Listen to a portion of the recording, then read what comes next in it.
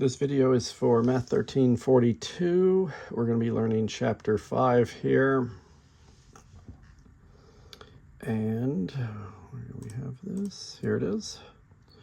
So Chapter 5, there are 25 questions. We start off, the first thing in the chapter is about something called a probability distribution. A probability distribution has two columns. The first column are some kind of counting numbers. The first column needs to be discrete, actually, something that you count. Like here, it's the number of unlicensed software packages. So they just call this X because when you go to check, you don't know how many times it's going to happen, so that makes it unknown and random. So X can be 0, 1, 2, or 3 in this scenario. It would be similar to rolling a die, and you can get a 1, 2, 3, 4, 5, or 6. So it's the first column is some kind of random unknown variable that has to be something you can count, like number of packages. You can't have 1.8 or 1.78. It's either 1 or it's 2. And then the second column is probability. Each individual probability has to be between 0 and 1. You can't have any negative probabilities, and you can't have any bigger than 1, just like Chapter 4. And then the sum of all probability has to add up to 1. So if you add 0.125, 375, 375, and 125, that'll equal 1 exactly.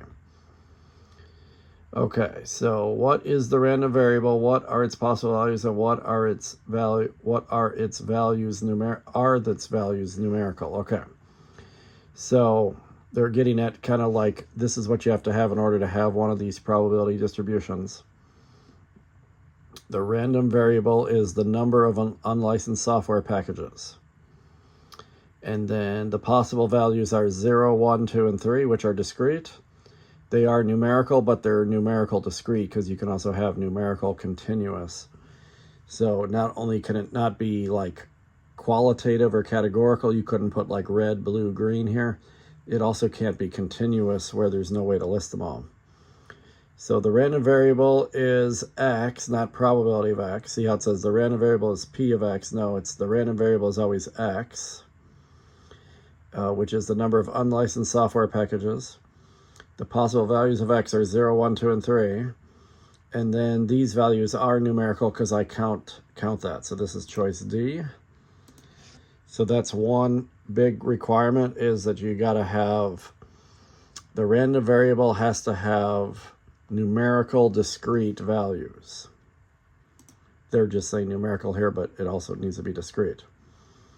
Is the random variable given in the accompanying table discrete or continuous? See, now they're bringing this up.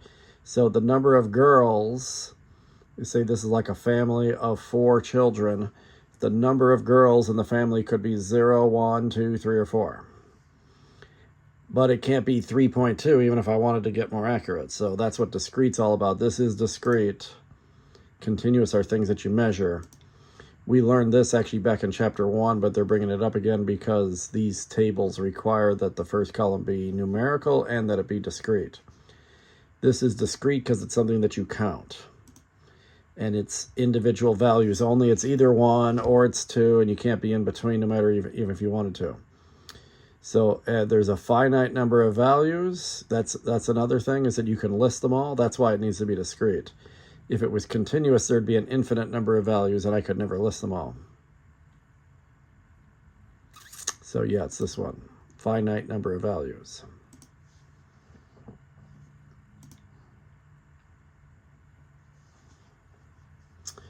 Okay, determine whether the value is discrete or continuous, or not even a random variable. So part A wants to know the time it takes for a light bulb to burn out. Time is a measurement. It could be 5 hours, it could be 6 hours, but it could be 5.23 hours if I get a stopwatch out. If you can get more and more accurate, then it's continuous. If it's either 5 or it's 6 and nothing in between is possible, then that's another way to tell you have discrete. So time is a continuous random variable.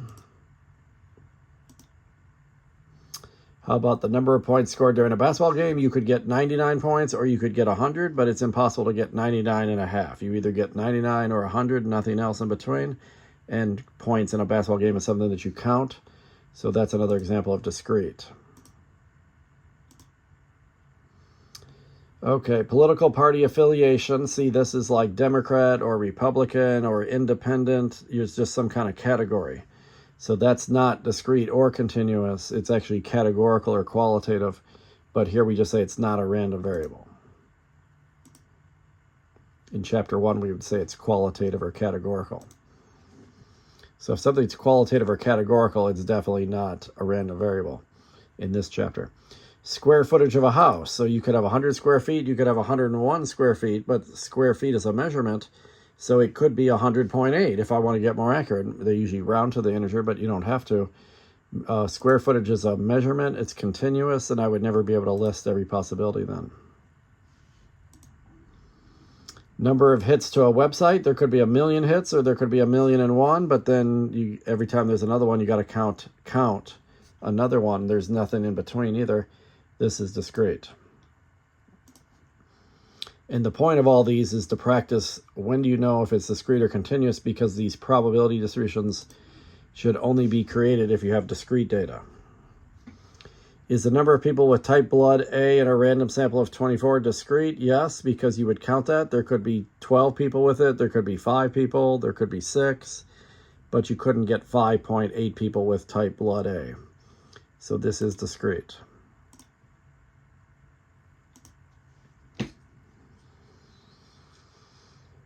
Okay, so now they want me to check, are all the requirements met to make a probability distribution? So first requirement is X, the random variable, has to be discrete, things that you count.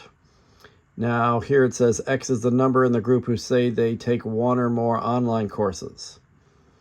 So apparently they're asking 3 people, do you take 1 or more online courses? And 0 of them could say yes, or 1 could say yes, or 2, or 3, or maybe it's the number of classes. X is the number in the group who say it. Yeah, it's the number of people who say this. So apparently they're asking 3 groups, and how many of them have 1 or more online courses? Either the group says yes or no, and then you could have 0 people say yes, 1, 2, or 3. But you can't have 2.8 apparently here, because it's a yes or a no. You either get another one or you don't. So yes, X is discrete. Usually if you see 0, 1, 2, 3, it's going to be discrete, because then probably the in-between can't happen. Okay. I didn't know if they wanted me to check answers as we go here, but so the first requirement's met. The second requirement is each individual probability has to be a legitimate probability between 0 and 1. So you can't have any that are negative individually. I notice there's no negatives. And this is good how they're all 0 point, 0 point, 0 point, 0 point, because if they were 1 point or 2 point or 3 point, then they would be illegitimate probabilities. So rule 2 actually has 2 aspects. Rule 2 is that each individual probability has to be between 0 and 1, which means it can't be negative and it can't be bigger than 1. You got to check for both of those. And then rule 3 is if you add them all up, it has to equal 1 exactly. So 0.107 plus 358 plus 391 plus 144. This needs to equal 1 exactly, so I get 100% of the data. See, it's 1 exactly. So yes, this table shows a true probability distribution. And not only is it good just to know that, but we're going to do some work with them later on in this chapter, and you wouldn't want to do the work that we do on them, like finding the mean or the standard deviation, if you didn't have a legitimate chart to work with. If the chart was wrong in some way, it would be pointless to find the mean of it. Okay, see, now they want me to find the mean right away. Find the mean of the random variable. So it turns out getting the mean is pretty easy. I'll show you 2 things you can do. Here's really the first time that it helps to have a graphing calculator. So I'm going to use this online Texas Instruments TI-83 Plus calculator. And the mean is easy. What you do is you take each X and you multiply by each probability and you just add all that up. So I need to do 0 times 0.107, which is literally 0. 0 times anything is 0. 1 times 385 would be 385. So those 2 are easy. 0 plus 0.185. Sometimes they're not quite that easy if the chart has bigger numbers here. Whoops, I did that wrong. 0 plus 385. It was 385, not 185. Okay. Then it's 2 times whatever the next probability is. 2 times 391. Actually, I just noticed another mistake. It was 358. I had a dyslexic moment there. 358. Not 385. I think I was thinking of the other one that had a 8. Oh, no, I guess it didn't even have that. Okay, finally, 3 times 144. And you could do this for all 4 of them. It's just the first 2 were easy. Notice I forgot to put the plus here, so I'm going to hit second and the delete button. That's INS for insert, and it allows me to put a plus and slide everything over. So I could have had 0 times whatever plus 1 times whatever, but those 2 are easy enough. I just type them in as is. So if you do each x times each probability and add them all together, this is called the mean, or the expected value. In this chart, I always get a 0, a 1, a 2, or a 3. So maybe it makes sense that the answer is about 1.572. Because literally, if you go halfway between 0, 1, 2, and 3, the midpoint would be 1.5 exactly, halfway between 1 and 2. So the mean of a probability distribution isn't always exactly in the middle, but often it's close to the middle. And it certainly has to be somewhere between the lowest and highest numbers. So this has to have an answer between 0 and 3. 1.572 seems very reasonable, although it does say round to 1 decimal place, so I need to make it 1.6. So getting the mean, or what they sometimes call the expected value. So this is how many people would I expect, how many groups would I expect to be in 1 or more online classes. I would expect about 1.6 of the students to say that, even though we would never get a case where it is 1.6. Okay, getting the standard deviation is harder. This is part 3. We're still on the same problem here. So part 1 said, verified that it really is a probability distribution. Because if it wasn't, you wouldn't do anything else in the problem. Once it was, then you can find the mean and the standard deviation. Now, I told you I was going to show you a second way to do the mean, and that's because if you only have to find the mean, then what I just did is easier. But if you have to find both the mean and the standard deviation, then this might be easier. So press Stat. Press Enter for Edit, because this is like a spreadsheet you're going to fill in. So you want to fill in the 2 columns in these first 2 L's. L1 and L2 stand for List 1 and List 2. So I can do 0, 1, Enter, 2, Enter, and 3, Enter for the List 1.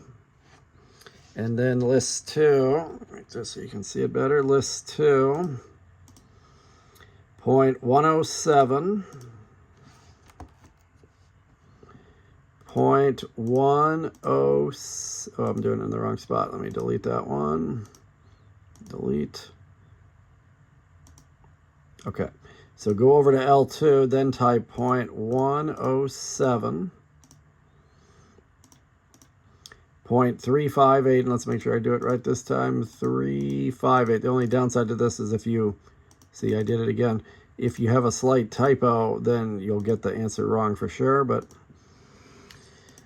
maybe if it was a test, you should double check after you type them all. So 0.391, 0.391, and 0.144 for the last one.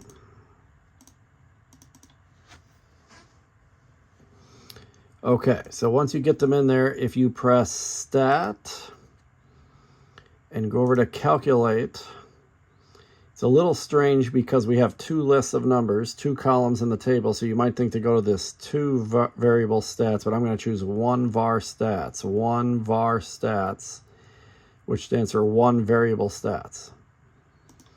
Now, there's 2 versions of these calculators nowadays. This one's that actually I have my own at school where I had it for like 10 years now, and this online version 1 has the older version too. So from this point forward, especially in chapters 5 and 6, I'm going to have to tell you, okay, if you have this version of the calculator, do it this way, and if you have another version, you do it the other way. Once we get to chapter 7 and beyond, then it starts going back to it. Doesn't matter which calculator you have. But about 5-6 years ago, I started getting students showing up to class, and they had an improved upgrade to their calculator. They still have a TI-83 or 84, but it's kind of like when there's like a 2.0 or a 3.0 version of a program. So in the old days, we had to choose our option, and now we're back on the main screen. And if I type second L1, comma, second L2, second and the number 1 gives me L1, and second and the number 2 gives me L2. If I do that, it spits out the two answers I need. Right there, X bar, that's the mean, 1.572. That's what I did when I did it manually. And then this sigma is the standard deviation, 864, however many decimal places they want. 864, 1 decimal, so I make it 0.9.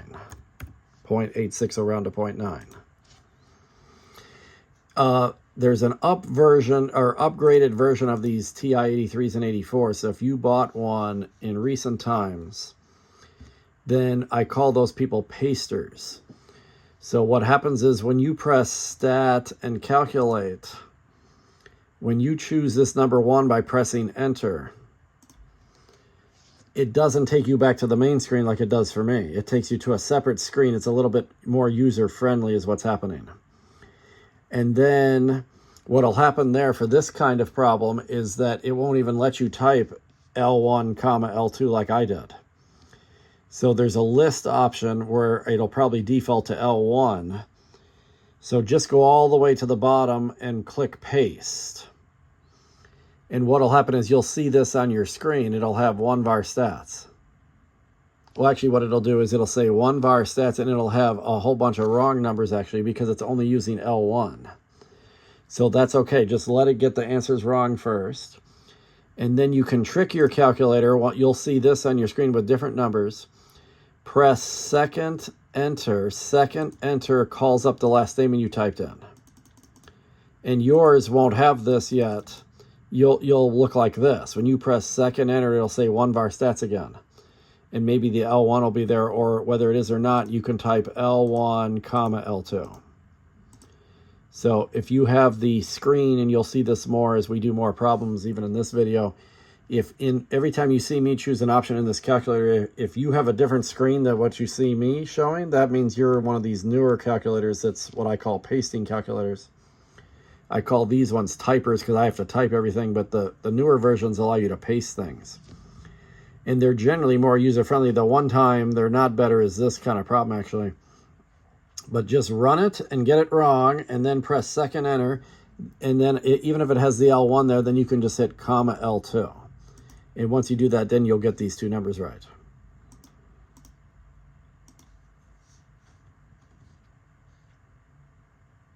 Okay, so number 5, see 5 violated the very first rule. The first column has to be numerical discrete, and this is not even numerical. This is categorical or qualitative.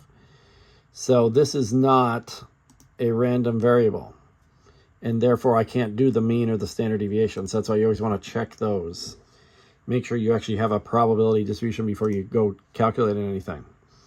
So you don't have to calculate the mean. The table does not show a proper probability distribution, so I can't do the mean. Same thing for the standard deviation. Sometimes they wouldn't even ask you to find them if that was the case, but here you just click, I can't do it. Okay, so at least x is 0 through 4. That could be discrete. All the probabilities are positive, and none of them are bigger than 1. So the only question is, I'll use a simpler calculator, because then I can see both the table and the calculator at the same time. I'm just going to add up all the probabilities, and if it doesn't equal 1, then once again we're done and we don't have to do anything. Because if it doesn't add up to 1, we're violating rule number 3. Rule 3 is the sum of all probability has to equal 1 exactly. This one does. So this is another legitimate one. And now I can do the mean and the standard deviation, and I'll do it by the calculator this whole time.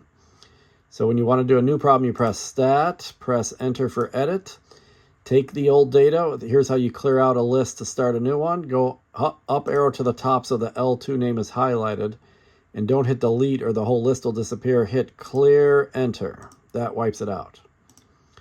Go up to the top, clear, enter.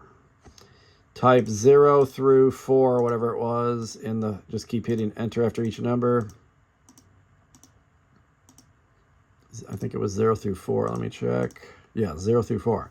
So now put these probabilities in. 024, 0.024, 148,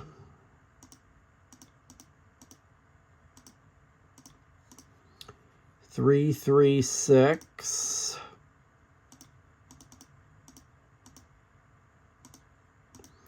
353,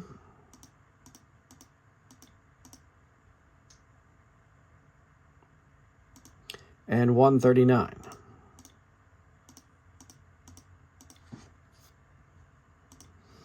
So if I do stat calc 1var stats, as soon as I press enter, I'm back on the main screen. The rest of you, if you have the pasting calculators, then you're in a separate screen. Just go down and hit paste and press enter, and you'll get the wrong answers actually. That's okay. Then press second enter, and you should have this 1var stats of L1 on your screen after you do that. Then just hit comma L2, and then you'll get the correct numbers instead of the wrong numbers. The reason they're wrong is it's only doing L1. It's not doing L1 and L2. And in that pasting screen, it literally won't let you type L1, comma L2. The L, you either have to put L1 or L2, but it won't let you do both. So at least I discovered a way to cheat the calculator a little bit, and because I knew the old calculators could do it, so when somebody in class had one and they couldn't figure it out, I had to play with it a little bit myself to figure it out. But so the mean is probably 2.4 if they want me to round to the 10th, 2.4. And the standard deviation to the nearest 10th would actually be 1.0, because this 8's going to add 1 to that 0.9. So 2.4 and 1.0. We'd have an average of 2.4 households and a standard deviation of 1.0 households.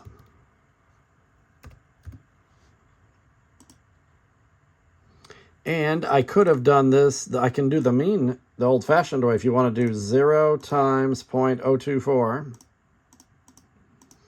plus, you can even do it in this calculator, 1 times 0.148 plus 2 times 336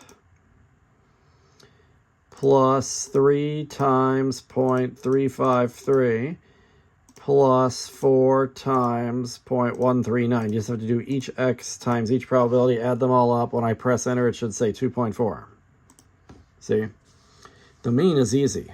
The standard deviation is a nightmare if you don't have a graphing calculator, actually. So if you don't have one or don't want to get one, then you're going to have to read the textbook. It'll show you how to do it, but it's a big, long, messy columns of messy decimals. It's doable, but it might take you 10 minutes to do it. And especially in this class, this online class, you're just taking your tests inside of MyMathLab, and you're not like in a testing center where they're checking what you're using. You could use this free online. I got this calculator. This is a free online version of the calculator. So it's archive.org/details/TI83P-calculator. Or email me and I'll send you the link to this if you want this free electronic version, this free online version. I found this a few years ago when I was teaching online classes and live online classes, and I started using it. And then in the middle of the semester last fall, some Russian or Chinese agency hacked this company. And they said, oh, we got hacked and it doesn't work now, and we'll have it fixed in a few days. And it literally didn't work the whole rest of the semester somehow, but it appears that they got it fixed finally this semester. Okay, so that makes problems like this very easy to do. Okay, so are we up to what I think we are? No. Okay, so here's a probability distribution. And now they're asking about probabilities. Find the probability of getting exactly 6 girls. That's right here in the table, 6. So the probability is right there. They just want you to be able to understand that that's what this table is showing. So the answer is literally right there, 0.102. 0.102. So that's what this these probability distributions can do is I can answer probability questions then. How about 6 or more? So then you have to go to 6, 7, 8, all of those combined. Let me do that with the simple calculator since I'm just adding decimals. 0.102 plus 025 plus 002. 129. So 6 or more, then you just add all the ones that are 6 or higher. Add the 6, the 7, and the 8 answers. 0.129.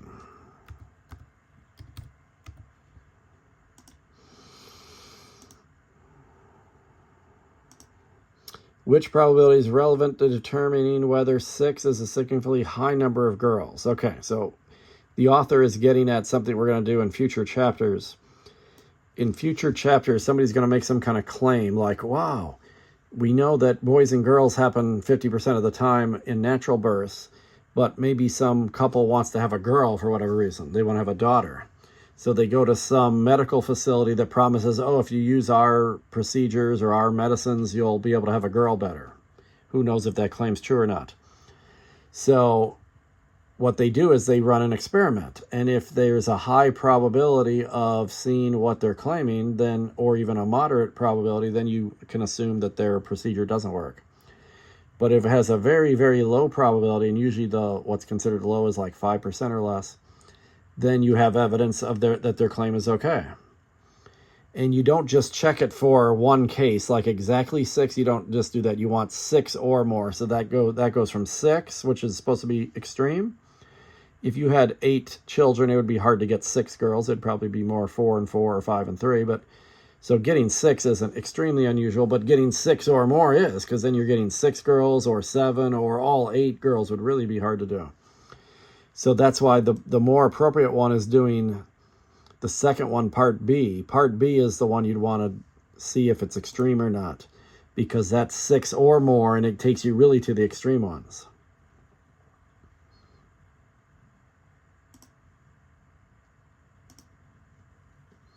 Is 6 a significantly high number of girls? Well, we would want to look at that part B answer. You see how part B is about 13%. So that's low, but it's not really, really low. You'd need to be about less than 5% to say that is.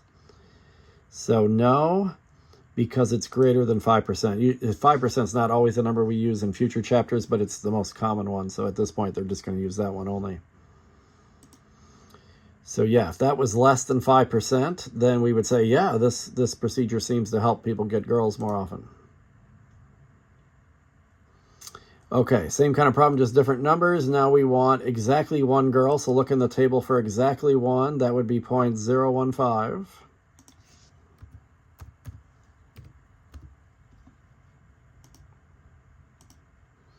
Now they want 1 or fewer. See, they're always going to start at a number and go to the closer extreme, like down to the bottom or up to the top.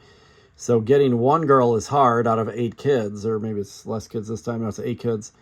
If you had 8 kids, it would be very hard to have only 1 girl. And getting 0 girls is even more extreme than that. So that's why we want to add those two together. 0.15 plus 0.02 is 0.17. But notice that that's less than 5%. So this would show, oh, this medical facility is producing girls at an unusual rate because the probability of doing this naturally is very, very low. So the part B is definitely the one you want here.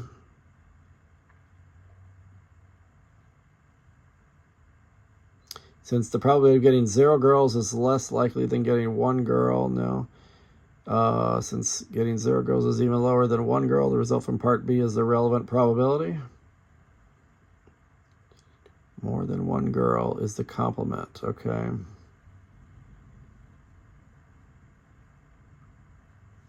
Yeah, that's actually true, that getting more than 1 girl is the complement, but I don't know why you would be doing that when it was easier not to do the complement. 0 girls is even lower than the girls than 1. See, part C doesn't have to be true either, so I'm not sure if this is A or C. The answer to the second half of it is definitely this, that the result from part B is more relevant than just doing part A. You never just want to do one case. So it's definitely not B or D, but I'm not sure if it's A or C, and they might only give me one chance to get this. More than one girl is a compliment. Okay, let's go with that one. Nope, okay. So it was C then. Well, at least it's giving me another chance to do it. Okay, so I wasn't sure about that part. But here, this is the important part here is 1 a significantly low number of girls? Yes, because the probability of it is less than 5%. It is a significantly low number.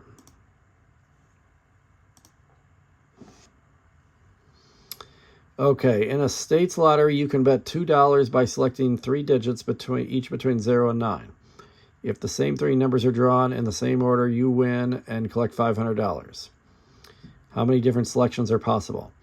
So you have to choose a 3-digit number.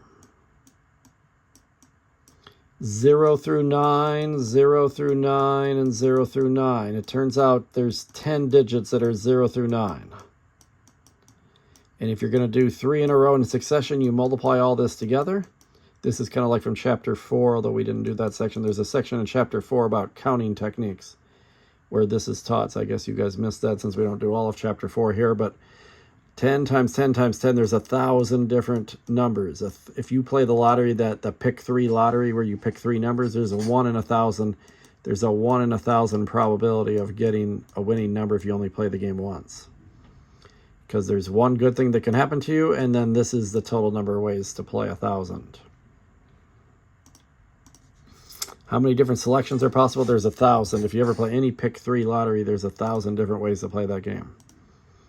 The probability of winning is literally 1 out of 1,000 if you just buy 1 ticket. If you win, what is your net profit? Okay, so here's where we make a probability distribution. There's 2 things that can happen to me. I either lose my $2 or I gain, then let's see what the price of winning was. Was it $500? Yeah. You get $500 if you win, but I think you lose your $2 even if you win. So you have to pay your $2, and then you wait till they draw the lottery, and then when you win, you show up and they hand you $500, but your $2 is lost no matter what. So you might put $500 here, but it's $498 because you lose your $2 no matter what. And the probability that you win is 1 in 1,000. So that means the probability that you lose is 999 out of 1,000. So just multiply across and add them up, literally like I've done the other problems. So I'll do this with the other calculator because it can handle fractions better. So if I do -2 times 999 divided by 1,000 plus 498 times 1 divided by 1,000. I should lose $1.50 on average. The player loses $1.50 on average in the long run. See, the lottery knows this. They charge $2 to play, and on average, in the long run, they're going to pay 50 cents out of winning, and they get to keep $1.50 for every $2 that's bet. That's how they make money in the long run. So if you win... Okay, so if you win, what is your net profit? That's the $498 that they're getting at because you're going to lose $2 even if you win. You're only going to win $498 actually. Find the expected value for a $2 bet. It's a -$1.50. Every expected value of a gambling game or a lottery is negative for players. That's how they make money in the long run.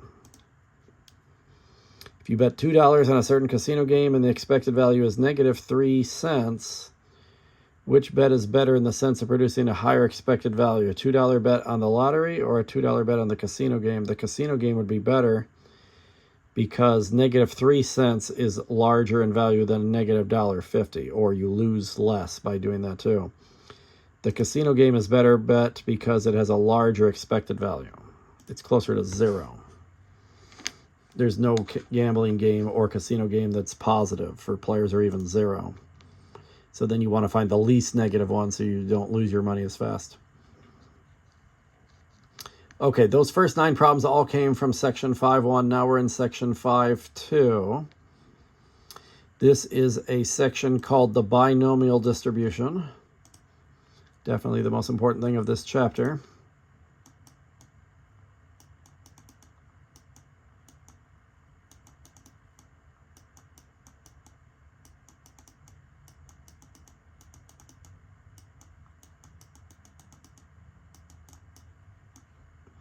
Okay, binomial, the word bi, like bifocals, two lenses, or bicycle, two tires. There can be only two outcomes. Like heads or tails, that's all that happens. Even or odd. If you get something like roll a die, try to get a 1, 2, 3, 4, 5, or 6, that's not binomial because now there's 6 outcomes. But if I change it to even or odd, then it could be binomial. If I do roll a 1 or don't roll a 1, that's another way to get binomials. Do something or not do something. It either rains or it doesn't rain. But probably the most important feature of it is there can only be 2 outcomes. Also, you need to have a set number of trials. So if you don't know ahead of time how many times you're going to do it, it's not a binomial. So if somebody says flip a coin 10 times, that could be binomial because you have a set number of trials 10. And it's either heads or tails every time. The set number of trials is called n. P, there needs to be a probability of success every time you do it. That's the same every time. There's a side variable called Q, which is the probability of failure. If you're going to do any of this by hand without a graphing calculator, then you need to know Q. If you are doing it with a graphing calculator, you don't need to know Q, it does it for you. But Q is always 1 minus P. So if there's an 80% chance of rain, then there's a 1 minus 0.80, 0.20% chance that it won't rain. And then finally, X is the number of successes you're hoping to get. And that's always in the question part too. So you might flip a coin 10 times, then N is 10. Heads come up 50% of the time, that's P. And try to get 7 heads, for example. What's the probability of 7 heads? That would be a binomial problem. So assume 34% of consumers are comfortable having drones deliver their purchases. Suppose we want to find the probability that when 6 consumers are randomly selected, exactly 3 are comfortable with this. Find N, X, P, and Q. So N is the set number of trials, and N is also an integer. It's a sample size. And N cannot be smaller than X. So when you see 6 customers and 3 of them, exactly 3, the bigger number is definitely N. So N's definitely 6. X is the 3 in the question. Whenever it says find or what is, that's always the X. P is that percentage. They usually give it to you as a percentage too. And percentage starts with a P, probability starts with a P. Just make sure you put it in as a decimal, not a percentage. So 0.34. We never do calculations in percentages at this point the rest of the semester.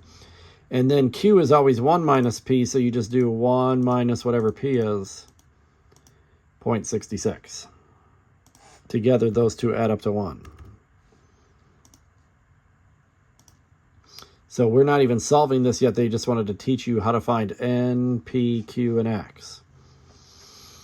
Okay, so they want me to check if this is a binomial situation or not. So it says applying, okay, so in a Pew Research Center survey of 1,875 subjects, at least we have a set number of trials right there, the ages of the respondents are recorded. Well, there isn't just 2 ages, so this is not binomial because there's going to be a whole lot more than 2 outcomes. Every different possible age is an outcome here. So this is not binomial because there's more than 2 possible outcomes. Now, if they put adult or child, or maybe adult or not adult, then it could be binomial, but not when it's every possible age value. Okay, there's a method of sex selection. The author talks about this a lot, about trying to get more girls or more boys for a baby. Developed by this institute, okay, it was designed to increase the likelihood of a baby being a boy. When 190 couples use this method, there's your set number of trials, that's N. The sex of the baby is recorded. So I guess if you're assuming everybody's born either male or female only and there's nothing else, then this could be binomial. Because then you would have 2 possible outcomes, boy or girl. You'd have a set number of trials, 190. The probability of boy or girl is 50% each, and it doesn't change, so they're independent trials. This is binomial. So once again, just like in section 5.1, we wanted to check, do we have a legitimate probability decision or not? When you're solving binomial problems later here, you don't have to check that they're binomial, but I guess they're just saying you should be thinking it that way, that you are checking that you actually have a binomial. Now, sometimes they just come right out and say, assume there is a binomial. Then you don't need to check it. But this one says it's binomial, so therefore there must be a set number of trials. There must be only 2 outcomes. The probability of success must be the same every time. And this one's nice because they're labeling this for me. N is 5, P is 0.20, and we want X to be exactly 1. So this is what we can do next is we can calculate a binomial probability.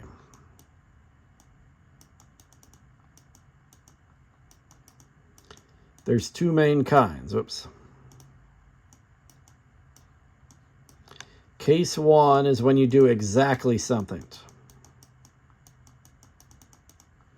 In both cases, there's going to be an N and a P somewhere in the paragraph one way or another. Either they spell it out for you like they did here, or you would have to figure it out like we did on the last 2 problems. But here, N is 5 and P is 0.20. And then the question part is the X, and there's 2 kinds, exactly or not exactly. This one's an exactly case.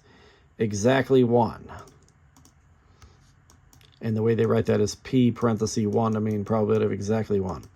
If it's exactly, or if they just say what's the probability of 1, where you can assume that that means exactly, we do a function in the calculator called binom PDF. PDF stands for probability density function, but you want to associate PDF with exactly. Now, here's another time where I have to talk differently for typers versus pasters. Typers have to remember the order NPX. That's the order the calculator needs it. So I'm a typer, so I need to put, after I choose this, I need to put 5, 0.20, 1. So it's under second vars. Vars is short for variables. Second vars. And if you up arrow, you'll get there faster than if you down arrow. So I'm going to up arrow 1, 2, 3, 4, 5, 6 times. There's a binom PDF right there. And right below it is binom CDF. But we'll do that one in a second. So when I choose this one, I go back to the main screen. If you're a paster, you'll have a separate screen you'll go to. So typers have to do 5, 0.20, 1, and then you press enter to get the answer. A paster, what happens is it'll be a separate screen and it'll say number of trials, or maybe it just says trials. And then you type a 5 and don't put a comma. Then you down arrow and it has P, you put the 0.20, down arrow, X, put a 1, down arrow and hit paste. Once you press paste, then you'll have this on the main screen, binom PDF 5, 0.20, 1.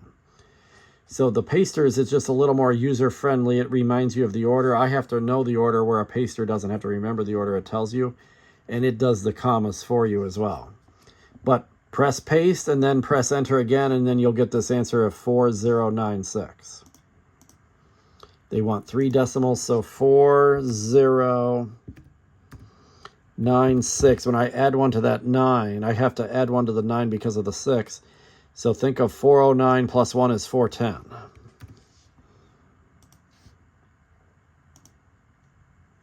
So that's the best cases when you're doing exactly.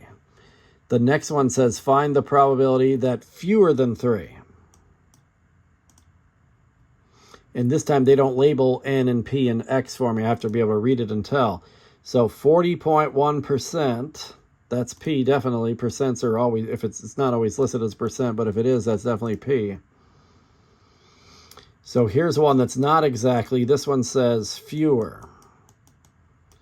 If you get anything that's not exactly, then this is how you do it. This one wants fewer than 3, I think it said. Yeah, fewer than 3. So fewer than 3 means if I go from 0...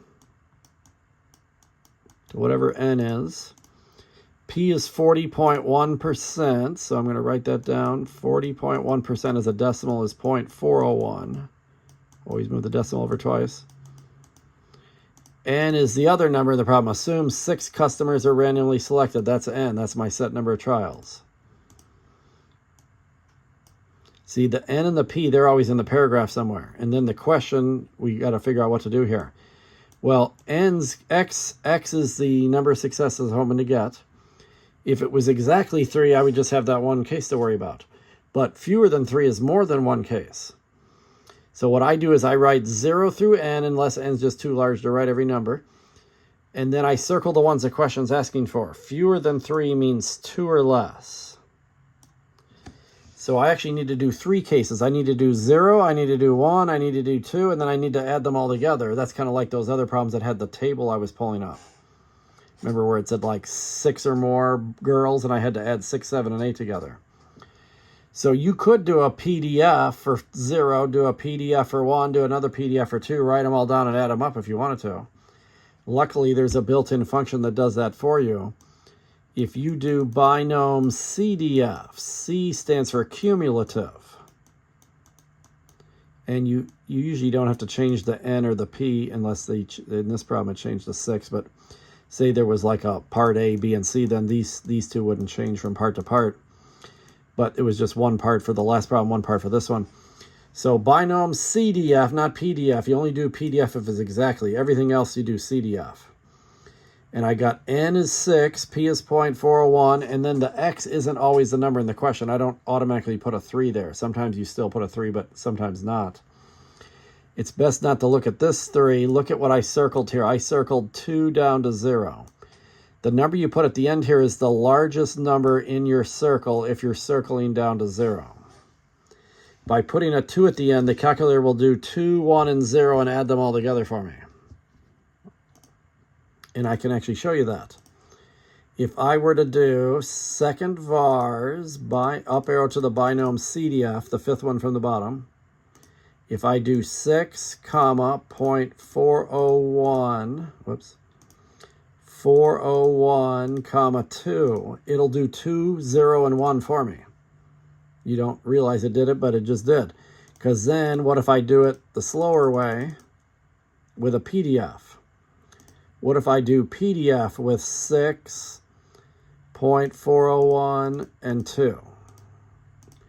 This is only 2. The one I did with CDF was 2 or less. This one's only 2, so the answer is going to be smaller. The answer is 542. But if I do this again with a 1, and then do it again with a 0, if I add 3, 1, I'll go to 4 decimals just in case there's a rounding issue, 05 plus 1855 plus 0462. This will add up to that 542. 542. But it saves you a lot of work. You don't have to do all 3 cases and add them up. If you use CDF, you can get all 3 cases in one shot. 542.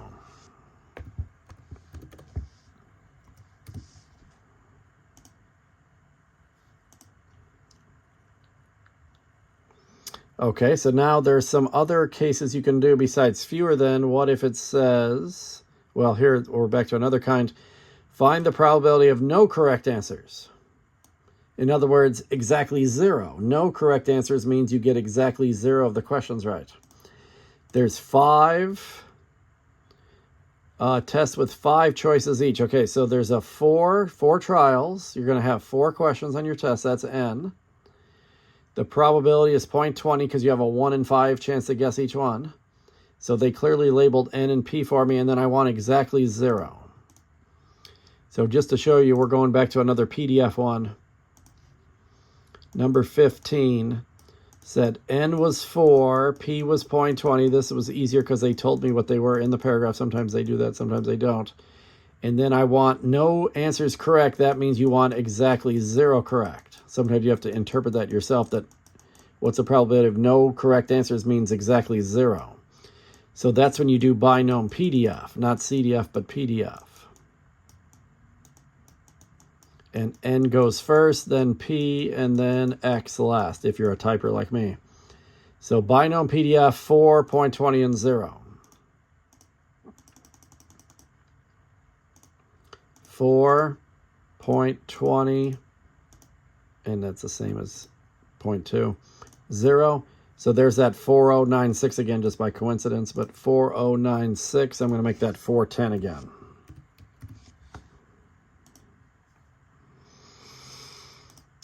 Okay, we got 15 questions down, 10 to go. Let me give you the magic word of the chapter. The magic word of chapter 5 is rockets. Send an email to me for chapter 5. Okay, here's a 55%, so that's definitely going to be P once I change it to a decimal. If 5 human managers are randomly selected, there's N. Find the probability of at least 2. See, it's not exactly 2. It's not fewer than 2. This one's at least 2.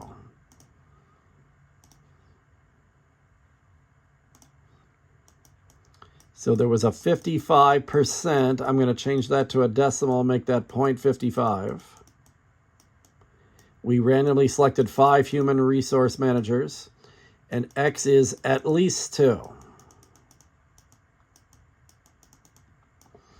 So I would write every number down between 0 and 5. Circle what at least 2 means. People get at least 2 and at most 2 mixed up a lot too. Think of at least 16 to drive a car. You have to be at least 16 years old to drive a car. Who's driving cars? 16 down to babies or 16 up to adults? Obviously, there's no babies driving. So associate at least with driving cars, and then you'll realize at least 2 means 2 and higher, just like at least 16 means 16 and higher. Well, it turns out the CDF, they had to pick a direction, and they picked down to 0, just because they know it's going to stop at 0 and never go in the negatives. So you can't do 2 through 5 directly. Your one option is you could do a PDF for 2, then a PDF for 3, then a PDF for 4, then a PDF for 5, and add them all together if you're really desperate. But let's use the complement idea.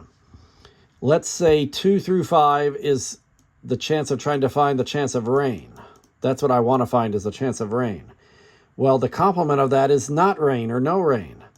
No rain would be everything else, 0 or 1. What if I intentionally calculate the half that I don't want for the answer? What if I do 1 down to 0, because that's the only thing the calculator can do? If I do a binom CDF, and you always do CDF unless you're doing an exactly of one case only, and you're definitely going to put 5 and 0.55 in that order. But if I put a 1 at the end of a CDF, it'll do 1 down to 0. That's what CDF does, is it starts at the number you tell it and goes all the way down to 0 and adds them all together for you. Well, if I tell it this, I'm going to get the wrong answer. Although it's not just any wrong answer.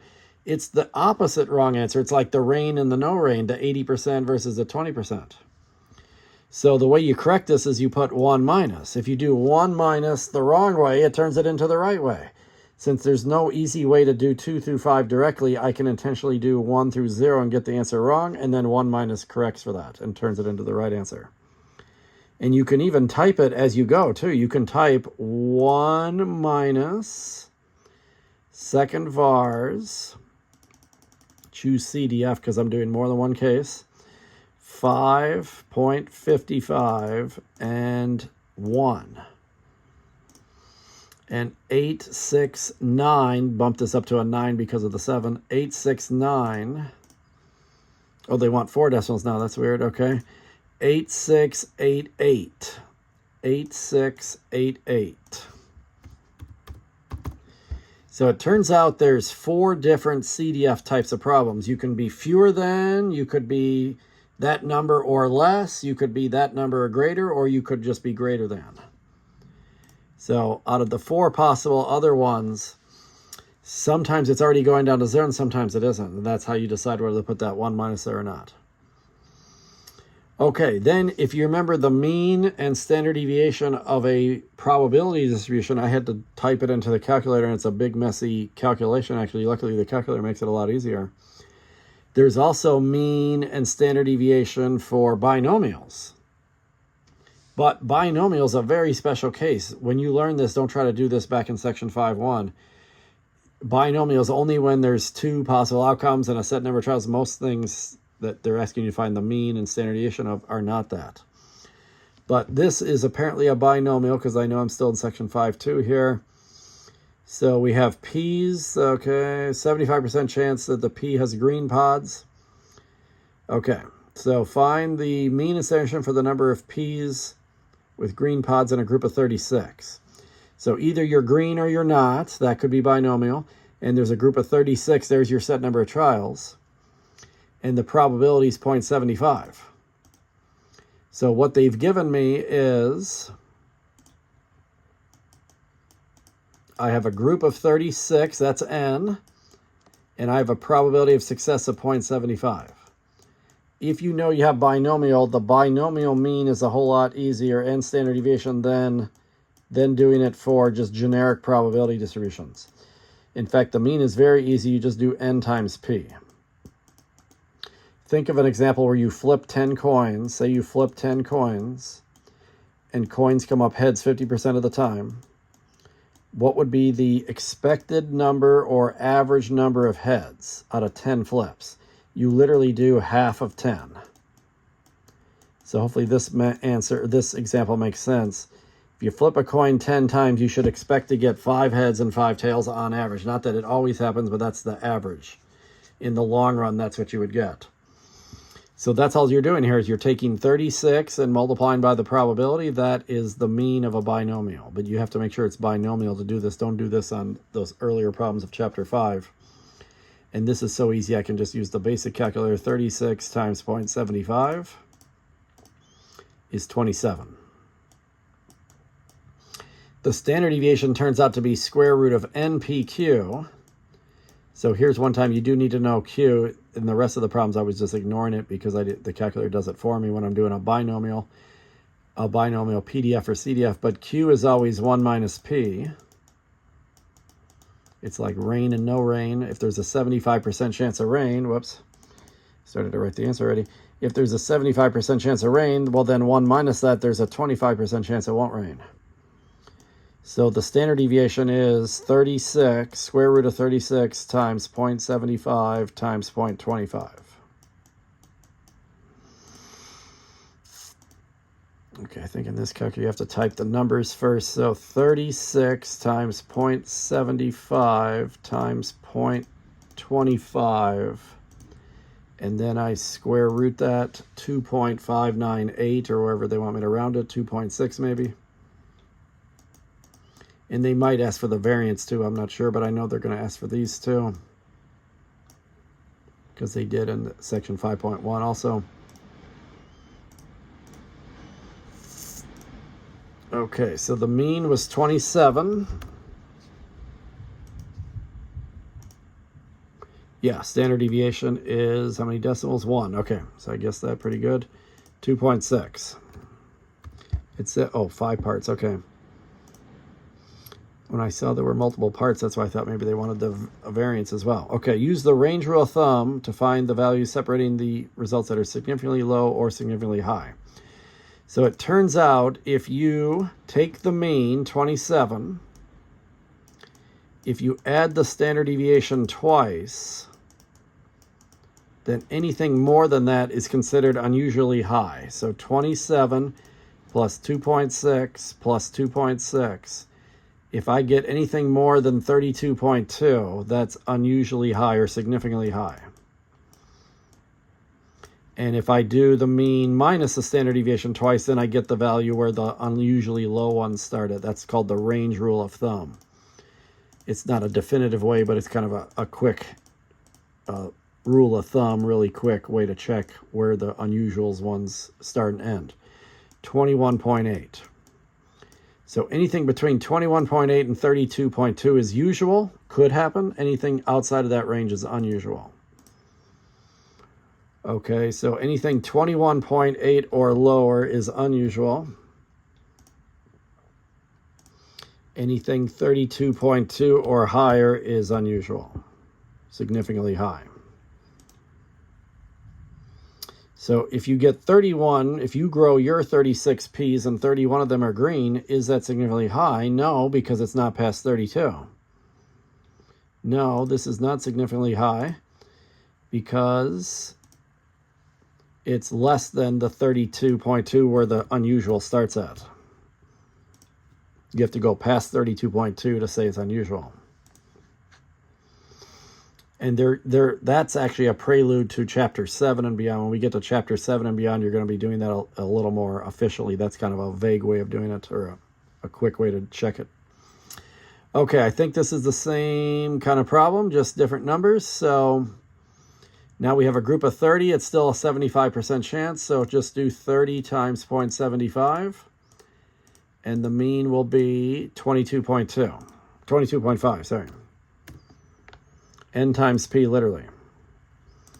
The standard deviation is N times P times Q, and if P is 0.75, then Q is 0.25 again, so this is the same as the previous problem, except N's 30 instead of 36. And take the square root for standard deviation, 2.4.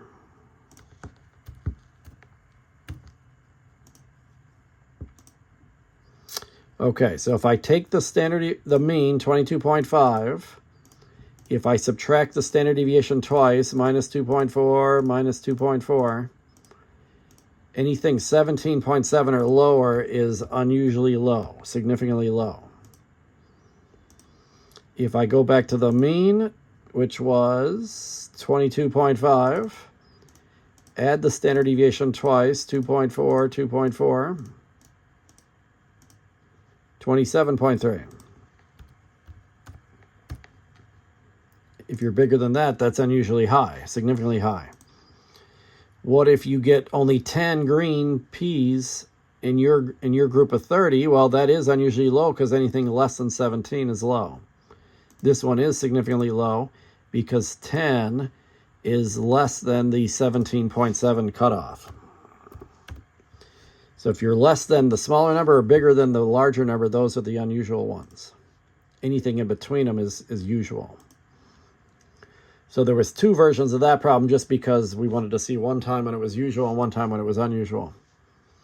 Which of the following is not a requirement of a binomial? Okay, binomial has to have a fixed number of trials, so this is a requirement. Each trial must have two categories, yes, see, two outcomes only. The probability of success remains the same every time, yes. And actually another requirement is that the trials are independent and don't affect each other. So if you say the trials must be dependent, that's not a requirement because actually they're supposed to be independent. If you flip a coin, the next flip shouldn't affect the previous one, or vice versa. In the binomial formula, the x variable represents the number of successes you're hoping to get. The number of successes.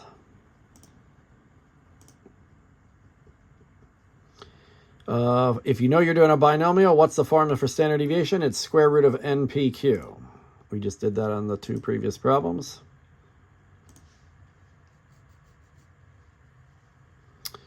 Okay, how do you get the mean of a binomial? It's simply N times P. We did that on two problems in a row as well. Okay, last thing, section 5.3. We got a couple problems from section 5.3. This is another one called the Poisson distribution. Poisson. It looks like poison, but it's named after a French guy, actually. P-O-I-S-S. Poison only has one S. This has two S's. The Poisson distribution. Poisson is the French word for fish, actually. But this was named after a guy whose last name was Poisson. So it'd be like an American whose last name is Fish. There used to be a tennis player named Marty Fish, but there's some people whose last name is Fish, Mr. Fish. So this was Mr. Fish in France. He was working on this back in the 1800s. There was a war going on between France and Germany called the Prussian War. And in his day, people died by, it was a lot of hand-to-hand combat and also people riding horses nearby, fighting on horses. Sometimes they fell off their horse. And then, unfortunately, some soldiers died when they would get kicked in the head by the horse from their own side. Another French guy, soldier, his horse would actually kick another French guy in the head and kill him. That was their friendly fire in the day. So he was trying to solve this problem. So the Poisson distribution came from this. It's similar to binomial, except there's only 2 variables instead of 3. Binomial has the 3 main variables, n, p, and x. There's also q, but the 3 main ones are n, p, and x. Poisson has lambda, which is a Greek letter, and x. X is still the number of successes you're hoping to get. Number of successes.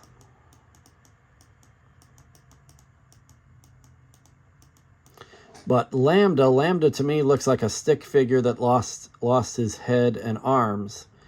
Lambda is the average per some kind of measurement. So the classic example was the average number of soldiers killed per day. That's what he was doing. The average number of soldiers killed per day by getting trampled by their own horse. And then what's the probability we can make it through today with nobody dying that way? That could be a typical problem. And then literally what that would be is Poisson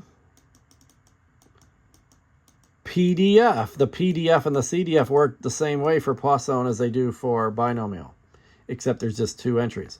So let's say 5.4 soldiers died per day on average this way, and we want to make it through a day with no deaths. That would be exactly none. Then you do Poisson PDF, second vars, up arrow. You probably didn't notice them when we were going up to the binomials earlier, but they're right here. So you can get a PDF if it's exactly, or you can get a CDF if it's not exactly. And this can be a decimal, 5.4. The average can be a decimal. It doesn't have to be an integer, and 0. But there's only the 2 entry points, not 3 entry points. So that's a pretty low probability. 0, 0, 4, 5. That's way less than 5%. So it would be a very unusual day if nobody died by their own horse killing somebody else or themselves on the battlefield in his day. This was a problem that he had that he was trying to solve. So what if the mean number of hurricanes in an area is 7.1 per year? There's your lambda right there. Find the probability there will be exactly 5. It doesn't say that, but there will be 5. That means exactly 5. So this one, number 23, there's an average of 7.1 per year. Whenever you hear that per, you know, oh, this is a Poisson when they're doing that. 7.1 hurricanes per year. Try to get only 5 in 1 year. Maybe that's an acceptable amount if we can keep it to 5. This is Poisson PDF. 7.1 comma 5. Second vars. Up arrow to Poisson PDF. 7.1 comma 5. Whoops, I didn't get the 7 in there. Let me insert a 7 there. There's a 0.124 probability. 124. About a 12% chance of that. What's the expected number of years with 5 hurricanes? Oh, in a 35-year period. I didn't read this. Okay, in a 35-year period, how many years are expected to have 5 hurricanes? So this, I guess you would just take the 35 years and multiply it by 12%. Let's try that. 35 times 0.124. If there's a 12% chance and I check 35 years, then I would expect 4 years. 4.3 years, since they want 1 decimal to have it. Okay, so that's kind of like n times p right there. The result from part B is blank, the number of hurricanes in the recent period of 35 years. Okay, so they say here, what if there were 4 years that had 5 hurricanes in the last 35 years? What if that was in the past? In the past 35 years, we had 4 years. Well, the average is pretty close to that. So part B is close to the number of hurricanes that actually happened in the past. So the Poisson distribution does appear to work well in this situation, since the predicted amount came close to the actual amount from the past. Okay, so find the mean number of bursts per day. Sometimes they make you do the lambda. In number 23, they told me lambda. They said that the mean number is 7.1 per year. That they just literally told it to me right there. Sometimes you have to calculate it yourself. What if in a 365-day period there were 5,801 births at a hospital? What's the mean number per day? Not per year, but per day. Well, there were 5,801 for a whole year. So how many is that per day? Divide by 365. And round to one decimal place. So that would be 15.9 per day. So sometimes you have to find lambda yourself first in part A. Now part B will be easy. Now we want in a single day that there are 18 births. In other words, exactly 18. So this would be Poisson PDF. Take the average you just got, which was 15.9. The average always goes first, and then the number in the question always goes last, 18. We average almost 16 per day. What's the chance that we'll get 18 in one day? 0.819, or maybe 0.82 if they want 3 decimals. 4. 0.819.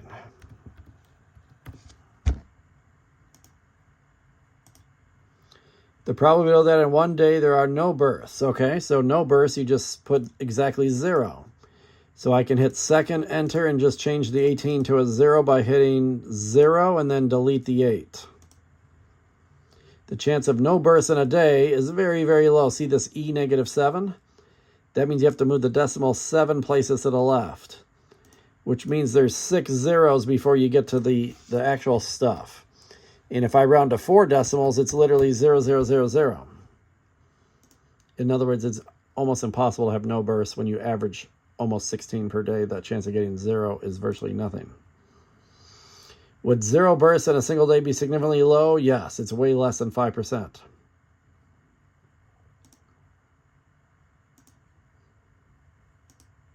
It's virtually 0%. Okay, in a recent year, an author wrote 176 checks. Use the Poisson to find the probability that on a selected day he wrote at least 1 check. Here comes that at least again. At least 1. So first I have to find lambda myself. He wrote 176 in a whole year, but the question's about one day. On a randomly selected day. So same as last problem. Take the total per year and divide by 365 days in a year. So he only writes 0.48 per day. Now try to get at least 1 in one day.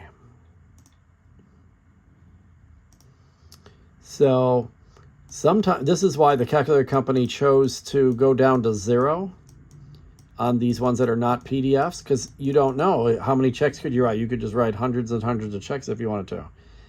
So this is why they go down to 0, because they don't know when it's going to end sometimes on the upper side. At least 1 means 1 or higher, just like at least 16 to drive a car. But the opposite of that is 0. So what if I do 1 minus, because it's going the wrong way, Poisson CDF, because I'm not doing one case, I'm doing 1 or more. And then I would put my average in. I don't know if they want me to round it to 0.5 or 0.48, so I'll just put 0.48 to be safe. And then if I put a 0 at the end, because I'm doing 0, I'm not doing 1, I'm doing the wrong half of the problem, and then the 1 minus corrects for it. So 1 minus second vars, Poisson CDF, 0.48, comma 0, 3812. And they only want 3 decimals, so 381.